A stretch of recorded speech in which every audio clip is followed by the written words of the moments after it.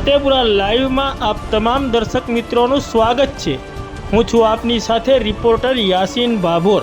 આજના મહત્વના સમાચારની વાત કરીએ તો ઝાલોદમાં મોહસીને આઝમ મિશન સંસ્થા દ્વારા બીજો સમૂહ નિકાહ કાર્યક્રમ એટલે કે બીજો સમૂહ લગ્ન કાર્યક્રમ યોજાયો।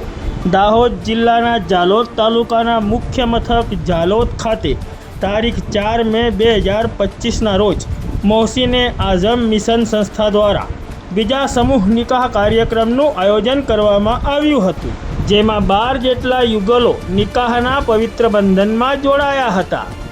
સવારે 10 વાગ્યાથી લઈને સાંજના 4 વાગ્યા સુધી આ કાર્યક્રમ યોજાયો હતો, જેમાં 4000 જેટલા મહેમાનો માટે ભોજન સમારંભનું પણ આયોજન કરવામાં આવ્યું હતું। છેલ્લા 3 વર્ષથી મોહસીને આઝમ મિશન સંસ્થા દ્વારા સમૂહ નિકાહનું આયોજન કરવામાં આવે છે, જેમાં ઝાલોદ સહિત અન્ય વિસ્તારોના યુગલો પણ આ સમૂહ નિકાહમાં ભાગ લે છે। જે અંતર્ગત તારીખ 4 મે 2025ના રોજ યોજાયેલા આ સમૂહ નિકાહ કાર્યક્રમમાં ઝાલોદ સહિત અન્ય વિસ્તારના યુગલોએ ભાગ લીધો હતો, જેમાં દરેક દંપતીને ઘર ગૃહસ્થીના સંપૂર્ણ સેટ, કુરાન, મુસલ્લા, પલંગ, ગોદડા તેમજ દુલ્હનને ચાંદીની પાયલ ભેટ રૂપે આપવામાં આવી હતી।